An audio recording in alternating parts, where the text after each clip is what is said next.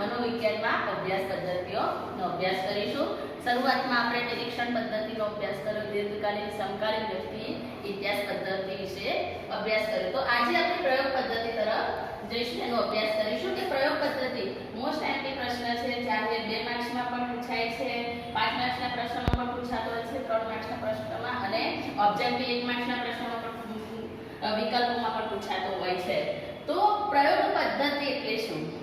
મનોવિજ્ઞાનનું હાર્દ ગણવામાં આવે છે। મનોવિજ્ઞાનનું હાર્દ જો છે તો પ્રયોગ છે, કારણ કે મનોવિજ્ઞાનને જો વિજ્ઞાનમાં સ્થાન અપાવવામાં આવ્યું છે, તો પ્રાયોગિક જે પદ્ધતિ મનોવિજ્ઞાનમાં વિકસી છે, જેને સ્થાન અપાવવામાં આવ્યું છે, જેના લીધે મનોવિજ્ઞાનને મહત્વનું સ્થાન પ્રાપ્ત થયું છે। અને એમાં મહત્વનો ફાળો જાય છે વિલ્હેલ્મ વોન્ડ, જે સૌપ્રથમ પ્રયોગશાળા 1879માં એને પ્રયોગશાળાની સ્થાપના કરી હતી, જેના લીધે એક વિજ્ઞાન તરીકે મનોવિજ્ઞાનને સ્થાન પ્રાપ્ત થયું। તો આપણે પ્રયોગાત્મક પદ્ધતિ દ્વારા મનોવિજ્ઞાનમાં અભ્યાસ થાય છે, તો આપણે પ્રયોગ વિશે અભ્યાસ કરીશું કે પ્રયોગ એટલે શું? પ્રયોગ એટલે નિયંત્રિત પરિસ્થિતિમાં કરવામાં આવતું નિરીક્ષણ। પ્રયોગ પદ્ધતિમાં પ્રયોગ એટલે શું? નિયંત્રિત પરિસ્થિતિ, કારણ કે કોઈ પણ પ્રયોગ કરતા હોય છે, પ્રોપર પરિસ્થિતિ ઘટના પોતાની રીતે એમાં ફેરફાર લાવીને એક પ્રોપર આયોજન કરીને પરિસ્થિતિને કેવું હોય છે, નિયંત્રિત હોય છે, પોતાના હાથ પર હોય છે કે પરિસ્થિતિમાં ફેરફાર કરી શકે છે, માટે નિયંત્રિત પરિસ્થિતિ કહેવામાં આવે છે। તો નિયંત્રિત પરિસ્થિતિમાં કરવામાં આવતું નિરીક્ષણ, જેને પ્રયોગ કહેવામાં આવે છે, એટલે કે જે ઓબ્ઝર્વેશન થતું હોય છે એ પ્રયોગકર્તાના હાથમાં હોય છે, જે પ્રયોગ તરીકે આપણે ઓળખીએ છીએ। તો હવે બીજી વ્યાખ્યા આપણે જોઈએ, ડિક્શનરી આપેલી છે કે પ્રયોગ એટલે હેતુપૂર્વક નક્કી કરેલી શરતોને આધારે, કારણ કે કોઈ પણ પ્રયોગ હોય છે એના પ્રોપર એના જે ગુણો છે, એના જે આપણે જે બાબતો લક્ષણો છે, શરતો જે છે, એને ધ્યાનમાં રાખીને એ દ્રષ્ટિકોણને આધારે ચોક્કસ પરિસ્થિતિ કે ઘટના ઉત્પન્ન કરીને તેમાં જરૂરી નિયંત્રણો મૂકીને કરવામાં આવતું નિરીક્ષણ એટલે પ્રયોગ। એ ડિક્શનરી આપેલી વ્યાખ્યા છે, કહે છે કે પ્રયોગ કરવા પાછળની જે શરતો છે એને ધ્યાનમાં રાખીને અમુક પરિસ્થિતિને ઉત્પન્ન કરવી છે કે પ્રયોગ કરતા જે પ્રયોગ કરવા માંગે છે, તો એ પરિસ્થિતિ ઘટનાને જો સર્જન કરવું હોય તો ચોક્કસ નિયંત્રણ કરવા માટે એ પરિસ્થિતિને ઉત્પન્ન કરવામાં જરૂરી નિયંત્રણો મૂકીને નિરીક્ષણ કરવામાં આવે છે, એ પ્રયોગ છે, એવું ટિશ્નર કહે છે, એ એને પોતાનો મત આપેલો છે। તો હવે આપણે પ્રયોગના લક્ષણો વિશે જોઈશું કે ભાઈ પ્રયોગમાં મહત્વની બાબતો કઈ છે। તો પ્રયોગમાં નિયંત્રણ હોય છે, નિયંત્રણ એ મહત્વનું છે, કારણ કે ક્યારે પણ કોઈ પ્રયોગ કરતો હોય છે તો એ પરિસ્થિતિ ઘટનાનો જરૂર મુજબ એમાં ફેરફાર કરીને એ પોતે નિરીક્ષણ કરતો હોય છે, ફેરફારની કરીને એ માહિતી એકત્રિત કરતો હોય છે। તો આપણે જોઈએ કે ઊંઘની ગોળીની કાર્યક્ષમતા પર થતી અસર જો તપાસવી હોય તો ઊંઘની ગોળીની માત્રા જે છે, જે પ્રયોગ કરતા જે છે એ પ્રયોગ પાત્રને વધતા ઘટતા પ્રમાણમાં એ ગોળીનું પ્રમાણ આપે કે ભાઈ 100 મિલી આપે કે 150 મિલી આપે, ફેરફાર કરે, અને એ શું કરે કે પરિસ્થિતિ ઘટનામાં થતો ફેરફાર જાણવા હોય તો એ કાર્યક્ષમતા માપવી હોય તો એ ગોળીમાં ફેરફાર કરે છે, માત્રા થોડા વધારે પ્રમાણમાં ફેરફાર કરે, તો એ શું કરે કે પ્રયોગકર્તા પોતે નિયંત્રિત કરે છે, એ પરિસ્થિતિ પોતે જાતે સર્જે છે કે મારે આટલી ગોળી આપી છે અને પછી એ બાળક કે પ્રયોગ પાત્રને એની અસર તપાસવી છે, તો એ નિયંત્રણ નીચે જ એ નિરીક્ષણ થતું હોય છે, ઓબ્ઝર્વેશન થતું હોય છે। તો પરિવર્તન વિશે આપણે જોઈએ કે પરિવર્તન શું છે કે કોઈ પરિબળ છે કે ઘટના છે એને આપણે પરિવર્તન કહેતા હોઈએ છીએ, તો એ દ્વારા પરિવર્તન શક્ય બને છે, એટલે કે કોઈ ઘટના છે કે કોઈ પરિસ્થિતિને આધારે આપણે કોઈ ઓબ્ઝર્વેશન થતું હોય છે પ્રયોગપાત્ર ઉપર, ત્યારે એ પરિવર્તન વારંવાર કરવામાં આવતું હોય, એમાં ફેરફાર તપાસવું હોય તો પરિવર્તન કોઈ પણ પ્રયોગમાં આવશ્યક છે। તો અહીંયા આપણે એક ઉદાહરણ આપીએ કે ભાઈ ઘોઘાટની અસર જો શિક્ષણ ઉપર થાય છે, શું અસર થાય છે, કેટલા પ્રમાણમાં થાય છે, અને એની શિક્ષણ ઉપર શું અસર જોવા મળે છે ઘોઘાટની, તો એ તપાસવું હોય તો વિદ્યાર્થીઓને શાંત વર્ગ જે છે જ્યાં ઘોઘાટનું પ્રમાણ નથી એવા વર્ગમાં પ્રયોગકર્તા પોતે પ્રયોગપાત્રને ત્યાં શિક્ષણ આપવાની કોશિશ કરશે અને એ શિક્ષણની ચકાસણી કરશે કે ભાઈ આની ઉપર શું શિક્ષણની અસર થાય છે, બાળકો કેટલું ગ્રહણ કરી શકે છે. એવી જ રીતે ઘોંઘાટવાળું થોડું પ્રમાણ ઓછું છે અને ત્યાં એવો પરિસ્થિતિની સર્જન કરશે, ઘટનાનું સર્જન કરશે અને ત્યાં બાળકોના શિક્ષણ ઉપરની અસર તપાસે. એવી રીતે વધારે ઘોંઘાટ જ્યાં છે અને શિક્ષણ ત્યાં અપાતું હોય અને બાળકો ઉપર શું અસર થાય છે, તો એ શું થયું? પરિવર્તન, પરિસ્થિતિ ઘટનાઓનું પરિવર્તન લાવીને પ્રયોગ પાત્ર ઉપર પ્રયોગ કરતા નિયમ કહે છે કે ચોક્કસ પ્રમાણમાં નિયંત્રિત કરે છે, પરિવર્તન લાવીને શિક્ષણની અસર તપાસે છે, એટલે કે પ્રયોગ કરે છે. તો આ મહત્વનું છે. અને પુનરાવર્તન જોઈએ કે સમય પરિસ્થિતિમાં આવતો બદલાવ લાવવા માટે પુનરાવર્તન આવશ્યક છે. કે કોઈ પણ ઘટના બને છે, કોઈ પણ પરિસ્થિતિ સર્જાય છે, જ્યારે એમાં ફેરફાર લાવીને પ્રયોગકર્તા શું કરે છે? વારંવાર પુનરાવર્તન કરે અને વારંવાર પુનરાવર્તન દ્વારા જ નિષ્કર્ષ આવી શકે છે કે પ્રયોગ પાત્રની કોઈ પણ ચાહે ઘોંઘાટની શિક્ષણ ઉપર અસર તપાસવી છે કે ઊંઘની ગોળીની બુદ્ધિ ક્ષમતા ઉપર થતી અથવા સ્મૃતિ પર થતી અસર તપાસવી છે, તો વારંવાર જો એ પુનરાવર્તન લાવે, સમય પરિસ્થિતિમાં જો બદલાવ લાવે અને બદલાવ આવવાના લીધે પણ એ જો ફેરફાર થયો હોય તો એ વારંવાર પુનરાવર્તન કરીને એ વસ્તુને ચકાસી શકાય છે. અને કહીએ ને કે ભાઈ પરિવર્તન આવે છે ત્યાં પુનરાવર્તનની પણ પ્રયોગમાં આવશ્યકતા વધી જાય છે. કે જ્યાં પરિવર્તન આવે છે તો એનું પુનરાવર્તન થશે તો જ પરિવર્તનનો બાબતને આપણે જાણી શકીએ છીએ. કે કોઈ ફેરફાર થયો, પરિવર્તન આવ્યું, કેમ પરિવર્તન આવ્યું, તો એનું પુનરાવર્તન જો કરવામાં આવશે તો જ પ્રયોગ પાત્રને ચોક્કસ નિષ્કર્ષ તારવી શકે છે. તો વસ્તુ અહીંયા એ છે કે જ્યારે પણ પ્રયોગ કરવામાં આવે છે તો એનું નિયંત્રણ પણ ખૂબ જરૂરી છે. મનોવિજ્ઞાનમાં પ્રયોગ માટે પરિવર્તન પણ ખૂબ જરૂરી છે. એવી રીતે પુનરાવર્તન એ મહત્વનું લક્ષણ છે જે પ્રયોગ કરતા માટે. હવે એક વસ્તુ અહીંયા આવે છે વસ્તુ લક્ષિતા. જ્યારે જે પ્રયોગ કરે છે એ પ્રયોગ કરતા વસ્તુ લક્ષિતાને ધ્યાનમાં રાખીને કોઈ પ્રયોગ કરે તો વિશ્વસનીય બને છે પ્રયોગ. તો કોઈ પણ માન્યતા, મનોબળ અને પૂર્વગ્રહ વિનાનું નિરીક્ષણ એટલે વસ્તુલક્ષિતા. તો આ ફક્ત કે પ્રયોગ કરતા જે છે એને ધ્યાનમાં રાખીને કોઈ પણ પ્રયોગ કરે છે, કોઈ પ્રયોગ કરતા કે નિરીક્ષક, તો એ માન્યતા એના પોતાના જે પૂર્વગ્રહ ના હોય, પોતાની જે કોઈ વસ્તુ ઘટના ઉપર એની જે સોચ જે છે, એના પૂર્વગ્રહો છે, એના મનોબળનો જે છે એને ધ્યાનમાં રાખીને જો નિરીક્ષણ કરે તો એ પ્રયોગ અવિશ્વસનીય બને છે. એનું પરિણામ સચોટ આવતું નથી. તો વિશ્વસનીયતા જો પ્રાપ્ત કરવી હોય તો પ્રયોગકર્તાએ વસ્તુલક્ષિતાને ધ્યાનમાં રાખીને નિરીક્ષણ કરવું પડે. એટલે કે એની જે સોચ છે, એની જે માન્યતાઓ જે છે, જેમ કે ઊંઘની ગોળીની અસર સ્મૃતિ પર શું થાય છે, જો એ તપાસવું હોય ને જ્યારે એને પ્રયોગ પાત્રને જો ઊંઘની ગોળી લીધી હોય ને એ સમયે જો એને બગાસું આવે છે તો તરત જ પ્રયોગ અથવા નિરીક્ષણ કરનારો એવું વિચારે કે ભાઈ એને બગાસું આવે છે તો આ સ્મૃતિ ઉપર આની આ અસર થાય છે કે એને ઊંઘ આવે છે, એને ઊંઘની આ લક્ષણો જોવા મળે છે. તો આ એની માન્યતા, મનોવરણ, પૂર્વગ્રહના લીધે આ વસ્તુ બની શકે. તો આ રીતે પોતાના વિચારો, પોતાની માન્યતાને ધ્યાનમાં રાખીને જો નિષ્કર્ષ તારવે તો અવિશ્વસનીય આ પદ્ધતિ બની રહે છે. તો એમાં વસ્તુલક્ષિતા જળવાય એ ખૂબ જરૂરી છે. તો હવે આપણે જોઈએ કે આમાં ઘણા શબ્દો એવા આવે કે ભાઈ પરિવર્તનને ધ્યાનમાં રાખીને એનું પુનરાવર્તન કરવું જોઈએ, એનું નિયંત્રણ કરવું જોઈએ પરિવર્તનનું. પણ આ પરિવર્તન શું છે? તો એ પરિવર્તનને આપણે થોડી શાબ્દિક માહિતી મેળવીએ કે વેરિયેબલ જેને આપણે પરિવર્તન એટલે કે કોઈ ઘટના છે, પરિસ્થિતિ છે, એને આપણે પરિવર્તન કહેતા હોઈએ છીએ. તો એવી પરિસ્થિતિ, પરિબળ કે ઘટના જેમાં પરિવર્તન થઈ શકતું હોય, જેમાં આપણે કહીએ કે ફેરફાર કરી શકાતો હોય એવી ઘટના બનાવને આપણે શું કહીએ છીએ? પરિવર્તન. તો પરિવર્તન અહીંયા 3 પ્રકારના મનોવિજ્ઞાનમાં જણાવવામાં આવે છે કે એક તો સ્વતંત્ર પરિવર્તન હોય કે પ્રયોગ કરતા જેમાં કોઈ ફેરફાર કરી શકતો નથી, એવી કોઈ ઘટના કે પરિસ્થિતિ કે જેમાં કોઈ ફેરફાર કરી શકાતો નથી. તો એ જે ઘટના કે એ પરિસ્થિતિને આપણે સ્વતંત્ર પરિવર્તન કહીએ કે એનું નિયંત્રણ પ્રયોગકર્તા ઉપર હોતું નથી. એટલે કે નિરીક્ષક ઉપર નિયંત્રણ હોતું નથી. કે ભાઈ આલ્કોહોલને અસર સ્મૃતિ પર તપાસ કરવી તો એમાં આલ્કોહોલ ઉપર કેટલી અસર થાય છે, શું અસર થાય છે, એ કેવી અસર થશે પ્રયોગ પાત્ર ઉપર, એ પોતે નિરીક્ષક એની ઉપર નિયંત્રણ લાવી શકતો નથી. શું અસર થઈ એનું પ્રમાણ વધઘટ કરી શકે, એમાં ફેરફાર કરી શકે, પરિવર્તન પુનરાવર્તન નહીં પણ એનું નિયંત્રણ એ પોતે કરી નથી, કારણ કે સ્મૃતિ પર જે અસર થાય છે એ તો પ્રયોગ પાત્રે આલ્કોહોલ લીધા પછી એની ઉપર એક ઘટના ઉપર કોઈની અસર કહે છે કે ઉપર કંટ્રોલ હોતો નથી.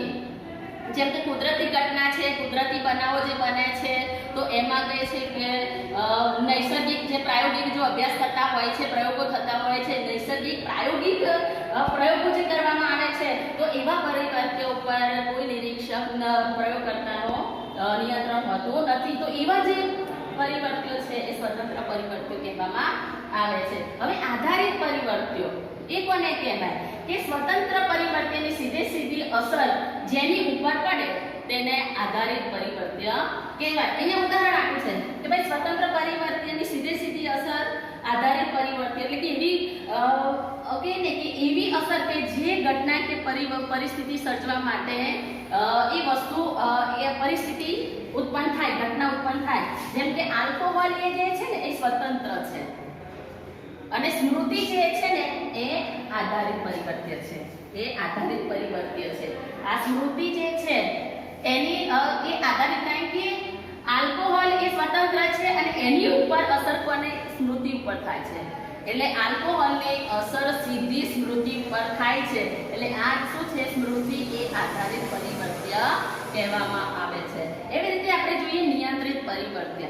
નિયંત્રિત પરિવર્ત્ય એટલે આધારિત પરિવર્તક તેમ હોય ત્યારે પરિવર્ત્યનો પ્રયોગ કરતા દ્વારા નિયંત્રણ કરવામાં આવે તેને નિયંત્રિત પરિવર્ત્ય કહેવામાં આવે છે. એટલે અહીંયા શું કહે છે, સ્વતંત્ર પરિવર્તન દ્વારા જ્યારે આધારિત પરિવર્તન જાણ્યા જાય, કોઈ આધારિત પરિવર્તન છે એટલે કે સ્મૃતિ છે એ સ્મૃતિ ઉપર એ ઘટના કે બનાવના અનુસંધાનમાં જ્યારે પ્રયોગ કરતા નિયંત્રણ લાવે કે એ નિયંત્રિત કરવા માટે કોઈ ફેરફાર કરી શકતો હોય ત્યારે નિયંત્રિત પરિવર્તન કહેવાય. એટલે આ સ્મૃતિ પર અસર તપાસવી હોય તો પ્રયોગકર્તા શું કરશે, આલ્કોહોલની માત્રામાં વધઘટ કરે, આલ્કોહોલનું પ્રમાણમાં ફેરફાર લાવે અથવા આલ્કોહોલની જગ્યાએ થીરામીન ગોળીનો ઉપયોગ કરે. તો એ શું છે, એ નિયંત્રિત પરિસ્થિતિ કે પ્રયોગકર્તા એ નિયંત્રણ લાવીને એટલે કે આધારિત પરિવર્ત્યો પર ફેરફાર થતો તપાસવા માટે એ પોતાની રીતે નિયંત્રણ લાવે છે, ફેરફાર કરે છે. તો એ નિયંત્રિત પરિવર્ત્ય કહેવામાં આવે છે. તો આપણે પ્રયોગના લાભ અને મર્યાદા વિશે અભ્યાસ કરીશું. તો એનો લાભ શું છે, ફાયદા શું થાય છે આ પ્રયોગ પદ્ધતિનો ઉપયોગ કરીએ તો આશય સિદ્ધ કરી શકાય છે. જે આપણો હેતુ જે છે એ પ્રયોગાત્મક પદ્ધતિનો ઉપયોગ કરીને આપણે ચોક્કસ હેતુને સિદ્ધ કરી શકીએ છીએ. સ્વતંત્ર પરિવર્ત્યની શુદ્ધ અસર તપાસી શકાય. એટલે કે સ્વતંત્ર પરિવર્ત્ય યાની ઊંઘની ગોળી લઈએ અને સ્મૃતિ પર શું અસર થાય છે, તો ગોળી જે છે એ પરિવર્ત્ય જે સ્વતંત્ર છે એ ગોળીના વિશેની સંપૂર્ણ અસરને જાણી શકે છે, તપાસ કરી શકાય છે, માહિતી એકત્રિત કરી શકાય છે. પુનરાવર્તનથી વિશ્વસનીયતા પ્રાપ્ત થાય, ઝીણવટભર્યો અભ્યાસ શક્ય બને. એટલે કહે છે કે જે પ્રયોગાત્મક પદ્ધતિનો ઉપયોગ કરીએ છીએ અને ત્યારે પુનરાવર્તન આવશ્યક છે અને પુનરાવર્તન વારંવાર થતું હોવાથી ઘટના પરિસ્થિતિનું જેના લીધે વિશ્વસનીય પદ્ધતિ બની રહે છે અને ચોક્કસ સચોટ ઝીણવટભરી માહિતી પ્રાપ્ત કરી શકાય છે. પ્રયોગ કરતા હસ્તક્ષેપ કરી શકે. એટલે કે જે પ્રયોગ કરનાર જે છે, પ્રયોગકર્તા નિરીક્ષક જે છે એ એમાં જરૂરી ફેરફાર લાવી શકે છે. એટલે હસ્તક્ષેપ, હસ્તા ઉપયોજન યાની ફેરફાર કરી શકે છે. તો એ શક્ય છે, લાભ મળે છે આ પદ્ધતિ દ્વારા પ્રાપ્ત થાય. પરિણામો ચોક્કસ સંખ્યાત્મક સ્વરૂપ પ્રાપ્ત થતા હોવાથી વિશ્લેષણ અને અર્થઘટન શક્ય બને છે. આ પદ્ધતિમાં સંખ્યાત્મક સ્વરૂપે માહિતી પ્રાપ્ત થાય છે, ચોક્કસ સ્વરૂપે માહિતી એકત્રિત થાય છે, જેના લીધે આપણે માહિતીનું એકત્રીકરણ કરી શકીએ, વિશ્લેષણ શક્ય બને છે. તો આ એક લાભ છે. તો હવે આપણે મર્યાદા વિશે જોઈએ કે પ્રયોગ પાત્રને જો પ્રયોગ થઈ રહ્યો છે એની ઉપર નિરીક્ષણ કે એને પ્રયોગ કરતા એનો ઉપયોગ કરી રહ્યો છે, જો એવી જાણ થાય તો એનામાં કૃત્રિમતા આવી જાય. એના વર્તનમાં કહે છે કે નેચરલી જે સરળ વર્તન હોય એ જોવા મળે નહીં, બનાવટી વર્તન જોવા મળે. જીવંત પ્રાણી માનવી ઉપર પ્રયોગ કરતા પ્રયોગ કરે છે, જેના લીધે જો માનવી કે મનુષ્ય પ્રાણી એ જો એને સહકાર મળે નહીં તો આ પ્રયોગાત્મક પદ્ધતિ શક્ય બને નહીં. તો એક મર્યાદા છે. પ્રયોગ કરતા કાનૂની અને નૈસર્ગિક સામાજિક બાબતે બંધન કરતા હોય છે. પ્રયોગકર્તા પોતે પોતાની રીતે સ્વતંત્ર રીતે ફેરફાર કરી નથી કરતો. એમાં ચોક્કસ શરતો હોય છે, કાનૂની બાબતો, નૈતિક બાબતે અને સામાજિક બાબતે એ પોતે બંધન કરતા હોય છે. એટલે પોતાની રીતે પોતે કોઈ જરૂરી આ ત્રણ બાબતોને ધ્યાનમાં રાખીને જ એને એપ્લાય કરવી પડે, ફેરફાર કરવો પડે, પુનરાવર્તન પરિવર્તનમાં ફેરફાર કરી શકે છે. તો આ એની મર્યાદા છે. હવે આપણે ચોથી પદ્ધતિ જોઈએ, પ્રશ્નાવલી પદ્ધતિ. પ્રશ્નાવલી પદ્ધતિ એટલે એવી પદ્ધતિ કે જ્યાં પ્રશ્નો પ્રયોગકર્તાને આપવામાં આવે છે. પ્રયોગપાત્ર જે છે એને પ્રશ્નનો સંપૂર્ણ એક સંપૂર્ણ હોય, પ્રશ્નની હારમાળા હોય એ આપવામાં આવતી હોય છે. એની આપણે વ્યાખ્યા જોઈએ કે નિશ્ચિત સમસ્યા માટે ચોક્કસ માહિતી એકત્રિત કરવાના હેતુથી કહે છે કે ચોક્કસ સમસ્યા છે, ચોક્કસ બાબત છે, એ બાબતને ધ્યાનમાં રાખીને ચોક્કસ માહિતી એના અનુસંધાનમાં જો એકત્રિત કરવાના હેતુથી તૈયાર કરવામાં આવેલો જે પ્રશ્નોનો સમૂહ છે, પ્રશ્નોની હારમાળા છે, એને આપણે પ્રશ્નાવલી કહેતા હોઈએ છીએ. એટલે કે પ્રયોગકર્તા કે નિરીક્ષક એ પ્રશ્નાવલી કે હારમાળા તૈયાર કરે છે. કોઈ સમસ્યા, કોઈ ઘટના કે કોઈ અનુસંધાનમાં જે માહિતી એને પ્રાપ્ત કરવી છે સંશોધનકર્તાને, તો એના અનુસંધાનમાં એ પ્રશ્નો તૈયાર કરે છે. અને એ પ્રશ્નો કોઈ ચોક્કસ બાબતને ધ્યાનમાં રાખીને ક્રમિક પ્રશ્નોની પ્રશ્નાવલી તૈયાર કરેલી હોય છે. અને ઘટનાના અનુસંધાનમાં ક્રમિક હોય છે. અને એની સાથે કહીએ ને કે ઘણા બધા પ્રશ્નો હોય છે, પણ એક સાથે એક વ્યક્તિ કરતાં વધારે લોકોને સમૂહમાં આ પ્રશ્નાવલી એકત્રિત કરીને માહિતી પણ આપણે એકત્રિત કરી શકીએ છીએ. જ્યારે પણ આનો મુખ્ય લાભ એ છે પ્રશ્નાવલીનો કે જ્યારે પણ આપણને કોઈ નિરીક્ષક કે સંશોધનકર્તાને સમય નથી, ત્યારે આ સમય ના હોય ત્યારે આ પદ્ધતિ કે આ પ્રશ્નાવલી જે છે એ તૈયાર કરેલી હોય, સંપૂર્ણ જે છે પ્રશ્નાવલીનો એ ટપાલ દ્વારા પણ પ્રયોગકર્તા પ્રયોગપાત્રની પાસે મોકલવામાં આવે છે અને એ રીતે માહિતી એકત્રિત કરવામાં આવે છે. તો આ રીતે પ્રશ્નાવલીનો એપ્લાય કરી શકાતી હોય છે. તો આનાથી લાભ શું થાય એના વિશે આપણે જોઈએ કે પહેલા શરૂઆતમાં જોઈએ કે ભાઈ પ્રશ્નાવલી બે પ્રકારની હોય, ખુલ્લા પ્રકારની હોય અને બંધ પ્રકારની. બંધ પ્રશ્નાવલી અથવા સાંકેતિક અથવા સીમિત પ્રશ્નાવલી, તો આ રીતે પ્રશ્નાવલી તૈયાર થતી હોય છે. મુક્ત પ્રશ્નાવલી પણ હોય છે, તે ખુલ્લા પ્રકારની કહેવાય અથવા વિસ્તૃત કહેવાય અથવા અભિપ્રાયલક્ષી પ્રશ્નાવલી પણ તરીકે ઓળખવામાં આવે છે. તો પ્રશ્નાવલી બે પ્રકારની હોય છે. હવે એના લાભ જોઈએ કે પ્રશ્નાવલી પદ્ધતિનો ઉપયોગ કરીએ તો એનો લાભ શું થાય. તો એક તો પહેલા મોટા સમૂહને આપી શકાય કે ઘણી બધે આ પદ્ધતિ એવી છે કે થોડો સમય હોય અથવા પદ્ધતિ સરળ છે, પણ એક સમયે ઘણા બધા વ્યક્તિઓને એપ્લાય કરી શકાય છે. એટલે આખા મોટા સમુદાયને આ પદ્ધતિનો ઉપયોગ કરીને માહિતી એકત્રિત કરી શકાય છે. હવે ઝડપી અને પૂર્વગ્રહ રહિત હોય છે. પૂર્વગ્રહ રહિત શા માટે હોય? કારણ કે ચોક્કસ સમસ્યા, ચોક્કસ માહિતીના અનુસંધાનમાં જ પ્રશ્નો તૈયાર કરેલા હોય છે. એટલે એ ત્યાં કોઈનો વિચારો કે ત્યાં માન્યતાઓ હોતી નથી, એટલે પૂર્વગ્રહ રહિત હોય છે. અને ઝડપી, કારણ કે આ પદ્ધતિ જે છે એનું જે પરિણામ જે મળે છે ઝડપી પરિણામ પ્રાપ્ત થવાથી આ પદ્ધતિ દરેક પ્રયોગકર્તા કે સંશોધનકર્તા માટે કે પસંદગીની પદ્ધતિ બની રહે છે. અને આ પદ્ધતિ સરળ છે.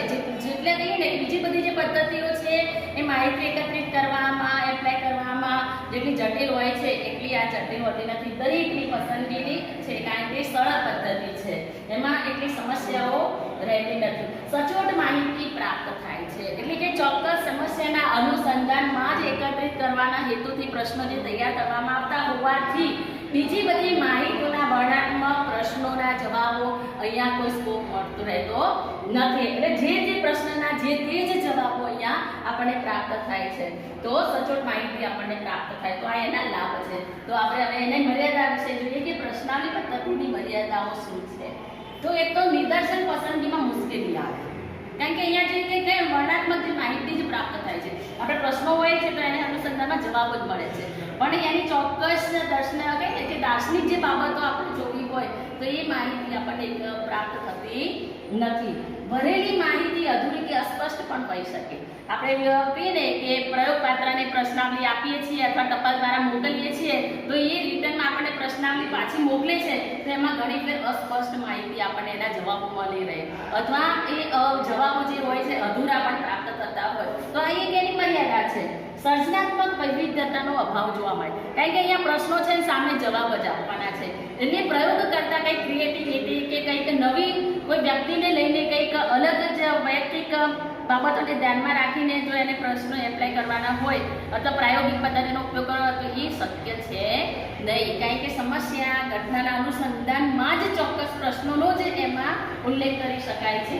એટલે સર્જનાત્મક ત્યાં બાબતને સ્કોપ મળતો નથી આ પદ્ધતિ દ્વારા. શિક્ષિત ચોક્કસ ભાષા જાણનારા લોકોને જ માટે આ પસંદગી બની રહે છે, માટે જ શક્ય છે. એટલે આ જે પ્રશ્નાવલી જે તૈયાર કરી હોય જે તે ભાષામાં હોય એ જે તે ભાષાના જાણનાર લોકો જ આ પદ્ધતિનો ઉપયોગ કરી શકે, બાકી બીજા બધા માટે વ્યર્થ નીવડે છે. અને બીજું એ કે એ જે પ્રશ્નાવલી જે છે એ જે ભણેલા લોકો છે, શિક્ષિત લોકો જે છે એ જ લોકોના માટે ઉપયોગી બની રહે છે. અભણ કે નાના બાળકો જે છે જે જાણતા નથી શિક્ષણ, તો એ લોકો માટે આ પદ્ધતિ ઉપયોગી રહેતી નથી અને અવકાશ હોતો નથી. તો હવે આપણે પાંચમી પદ્ધતિ મુલાકાત પદ્ધતિ એનો આપણે અભ્યાસ કરીશું. તો મુલાકાત પદ્ધતિ એટલે રૂબરૂ મોઢા મોઢની વાતચીત, એટલે પ્રત્યક્ષ વાતચીત જે થાય છે બે વ્યક્તિઓ વચ્ચેની, મુલાકાત લેનારની અને મુલાકાત યોજનાર જે નિરીક્ષક છે કે મુલાકાત લેનાર છે એ બંને વાતચીત એને કહેવાય મુલાકાત પદ્ધતિ. રૂબરૂ મોઢા મોઢની વાતચીત, પ્રત્યક્ષ વાતચીત થઈ જાય. મુલાકાત સામાજિક આંતરક્રિયાની પ્રક્રિયા છે. આંતરક્રિયા એટલે કે એકબીજા સાથેની થતી જે પ્રક્રિયા છે એની વસ્તુ વાત કરી છે કે સામાજિક, અને એ આપી છે ગુડ અને હર્ટ નામના મનોવૈજ્ઞાનિકે વ્યાખ્યા આપેલી છે કે મુલાકાત એક સામાજિક કઈ છે કે સમાજના બે વ્યક્તિઓ વચ્ચેની જે આંતરક્રિયા જે થાય છે એ પ્રકારની પ્રક્રિયા છે, એવું ગુડ અને હર્ટ નામના મનોવૈજ્ઞાનિકે વ્યાખ્યા આપેલી છે. પછી કહે છે કે કર્લિંગ નામના મનોવૈજ્ઞાનિકે વ્યાખ્યા આપેલી કે મુલાકાત એ એવી વૈયક્તિક પરિસ્થિતિ છે કે જેમાં મુલાકાતી સંશોધનને લગતા ઉત્તરોના પ્રશ્નો જે હોય છે એના ઉત્તરો આપે છે. તો મુલાકાતી જે હોય છે એ સંશોધનને લગતા પ્રશ્નોના ઉત્તરો આપે છે. એ કર્લિંગ નામના મનોવૈજ્ઞાનિકે મુલાકાતની વ્યાખ્યા આપી છે, પોતાનું મંતવ્ય જણાવ્યું છે. તો મુલાકાત પદ્ધતિના બે પ્રકાર છે, સંરચિત મુલાકાત અને અસંરચિત મુલાકાત. આપણે મુલાકાતને ઔપચારિક પણ કહી શકીએ કે ભાઈ ઔપચારિક મુલાકાત પદ્ધતિ અને અનૌપચારિક મુલાકાત. એટલે કે સંરચિત એટલે કે પહેલા પૂર્વ આયોજન કરવામાં આવ્યું હોય, જે પણ માહિતી એકત્રિત કરવાની હોય, જે હેતુ જે હોય છે એના આધારે જે પ્રશ્નો પૂછવાના હોય, તો એ સંપૂર્ણ અહીંયા આયોજનબદ્ધ માહિતી ના આધારે મુલાકાત નક્કી કરવામાં આવે છે. અને અરચિત એટલે કે ઔપચારિક એટલે કે જ્યાં સમય મર્યાદા કે કોઈ આયોજન હોતું નથી, અચાનક જે મુલાકાત થાય છે એવી અરચિત અથવા અનૌપચારિક મુલાકાત તરીકે ઓળખવામાં આવે છે. તો મુલાકાત પદ્ધતિમાં એ લાભ મહત્વનો છે કે પ્રશ્નાવલી પદ્ધતિમાં આપણને સચોટ માહિતી નથી મળતી કે ઉત્તરદાતાએ સાચે પોતે જ જવાબો આપેલા છે અથવા એ ખુદ પોતાના એ પ્રશ્નો પોતે વાંચીને પોતાના જ વિચારો એને અહીંયા રજૂ કર્યા છે. એ માહિતી જ્યાં સચોટ મળતી નથી ત્યાં મુલાકાત દ્વારા ઉત્તરદાતા જે હોય છે એના હાવભાવ, એની પોતાને પ્રશ્નોની રજૂઆત દ્વારા આપણે ચોક્કસ જાણી શકીએ છીએ કે આ વસ્તુ વિશે આ બાબત વિશે ચોક્કસ એ જાણે છે કે નથી જાણતો. એ અહીંયા લાભ થાય છે કે મુલાકાત જ્યારે લઈએ છીએ ત્યારે મુલાકાતી જે તાલીમ પામેલો હોય છે કે એ જે મુલાકાત પદ્ધતિનો ઉપયોગ કરનાર અધિકારી હોય છે અને મુલાકાત લેનાર તાલીમ પામેલ વ્યક્તિ હોવાથી જે પણ પ્રશ્નો ઉત્તરદાતાને આપવાના હોય ને એમાં ક્યાંક ઉત્તરદાતાને મૂંઝવણ ઊભી થાય છે તો પહેલાં એને પોતાને પ્રશ્નોને લગતી જે મૂંઝવણ છે કે કોઈ સમસ્યા છે એ હળવા સવાલો જવાબો વાતચીતથી એ દૂર કરવાની કોશિશ કરે છે અને એ પછી એ પ્રશ્નોને લઈને ઉત્તરો પ્રાપ્ત કરવાની કોશિશ કરે છે, જેના લીધે મુલાકાતી જે વ્યક્તિ જે છે એને કોઈ મૂંઝવણો હોય તો એ દૂર કરી શકે છે અને ચોક્કસ મુલાકાત પાછળનો જે હેતુ જે છે એ અધિકારીનો અથવા નિરીક્ષકનો સિદ્ધ કરી શકાય છે, એટલે કે માહિતી એકત્રિત કરી શકાય છે. તો મુલાકાત પદ્ધતિના લાભ એ છે કે આ પદ્ધતિનો ઉપયોગ રૂબરૂ વાતચીત કરવાની પદ્ધતિ છે કે જેના લીધે બાળકો પણ અથવા અશિક્ષિત જે લોકો છે એ પણ અભ્યાસ એ લોકોનો પણ શક્ય બને છે કે અશિક્ષિત લોકો છે એ પણ મુલાકાત પદ્ધતિનો ઉપયોગ કરીએ તો એની પાસેથી પણ સચોટ માહિતી આપણે પ્રાપ્ત કરી શકીએ છીએ. પછી ઉત્તરદાતાની મૂંઝવણ દૂર કરી શકાય કે કોઈ પ્રશ્નને લઈને, કોઈ બાબતને લઈને, કોઈ પરિસ્થિતિને લઈને, કોઈ કોઈ સમસ્યા હોય તો એ આપણે મુલાકાત રૂબરૂ થતી હોય તો એ જે સમસ્યાઓ જે આવતી હોય, મૂંઝવણ આવતી હોય તો હિચકિચાટ જે છે એને દૂર કરી શકાય છે. ખર્ચાળ પદ્ધતિ છે, કારણ કે મુલાકાત પૂર્વ આયોજન કરવામાં આવે, પ્રી પ્રિપરેશન કરવામાં આવે છે, એટલે એની પાસે પૈસાનો પણ વ્યય થાય છે, સમયનો પણ વ્યય થાય છે અને શક્તિ પણ ત્યાં માગી લે છે. તો આ પદ્ધતિ જે છે એ એની મર્યાદા છે. આ જે છે એ એની મર્યાદા છે, એ ખર્ચાળ છે, સમય અને શક્તિ માગી લે છે. એટલે આ જે મુલાકાત પદ્ધતિનો ઉપયોગ કરીએ તો સમય, શક્તિ અને ખર્ચાળ છે. અધિકારી જ્યારે મુલાકાતી વ્યક્તિ આવે ને એના અનુસંધાનમાં જો પૂર્વગ્રહ ધરાવનાર હોય તો આ પદ્ધતિની માહિતી જે એકત્રિત કરવામાં આવે એ વિશ્વસનીય બનતી નથી. એટલે કે પૂર્વગ્રહની અસર એમાં ચોક્કસ જોવા મળે. કોના પૂર્વગ્રહ? જે મુલાકાત આપનાર છે, તાલીમ પામેલો જે અધિકારી નિરીક્ષક જે છે એ જો પૂર્વગ્રહ સહિત હશે, પૂર્વગ્રહ માન્યતા મનોવલણવાળો હશે તો એની જે માહિતી એકત્રિત કરે છે એમાં વિશ્વસનીયતા જળવાતી નથી. આ એની મર્યાદા છે. તો આપણે 5 પદ્ધતિનો અભ્યાસ કર્યો. હવે નેક્સ્ટ સેશનમાં બીજી મનોવૈજ્ઞાનિક પદ્ધતિનો અભ્યાસ કરીશું.